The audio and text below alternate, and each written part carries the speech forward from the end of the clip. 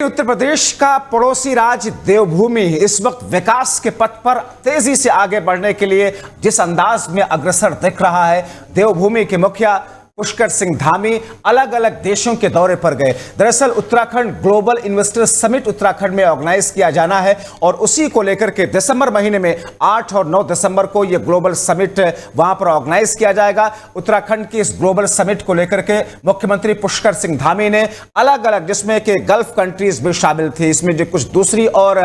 विदेशी यात्राएं उनकी शामिल थे। आप देख रहे हैं उनकी तस्वीरें कि जब पुष्कर सिंह धामी पहुंचते हैं और फिर मुलाकात करते हैं उन तमाम राष्ट्रीय अध्यक्षों या इस विभाग से जुड़े हुए जिम्मेदारों के साथ में, क्योंकि उत्तराखंड हो या फिर देश के दूसरे हिस्से, हर राज्य ये चाहता है कि उनके राज्य में नौकरियां बढ़ें, उनके राज्य में फैक्ट्रियां लगें, उनके राज्य में यूनिवर्सिटीज बढ़े, उनके राज्य में इंफॉर्मेशन टेक्नोलॉजीज का जो दौर है, जो उसका पैटर्न है, वो और ज्यादा मजबूती के साथ में आगे बढ़े। और ऐसे में जब ये तमाम चीजें होंगी तो फिर प्रदेशवासियों के लिए रोजगार के अवसर मिलेंगे, रोजगार के अवसर और ज्यादा खुलेंगे। इसीलिए हमने देखा और सुना कि पिछले 9 वर्षों में प्रधानमंत्री नरेंद्र मोदी ने बार बार इस बात का जिक्र किया, एफडीआई का जिक्र आपने बार बार सुना होगा, यानी कि फॉरेन डायरेक्ट इन्वेस्टमेंट, विदेशी निवेश को लेकर के देश और राज्य किस तरीके से अग्रसर दिखाई दे रहे हैं। और ऐसे में जब विदेशी निवेश होगा तो फिर राज्य किस तरीके से विकास की ऊंचाई पर बढ़ेगा। इन्हीं चीजों को लेकर के सीएम पुष्कर सिंह धामी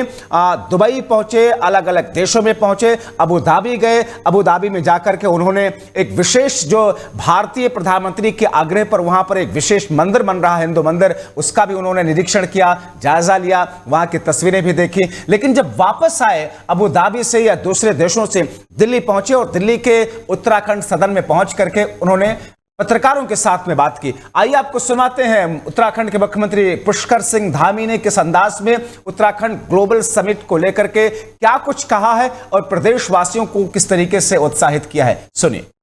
में अपना उद्योग और निवेश करना चाहते हैं और हजारों करोड़ के निवेश हमको इस यात्रा में भी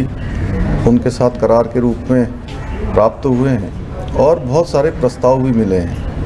और निकट भविष्य में हम देश के अन्य शहरों में भी इस प्रकार के निवेशकों के साथ संवाद करने वाले हैं, रोड शो करने वाले हैं और ये काम हमारा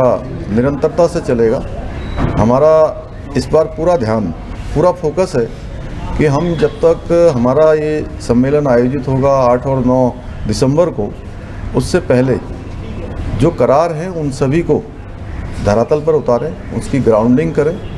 और उसको लेकर हम लगातार आगे बढ़ रहे हैं। प्राथमिक सेक्टर है, उस प्राथमिक सेक्टर को मजबूत करने में या उसको आगे बढ़ाने में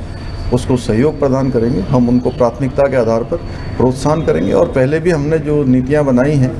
वो सब निवेशकों के, उद्योग समूह के, सभी के हितों को ध्यान में रखकर उसको बनाया भी है और जहां ज़रूरत थी उसको संशोधन भी किया है और आगे भी करेंगे।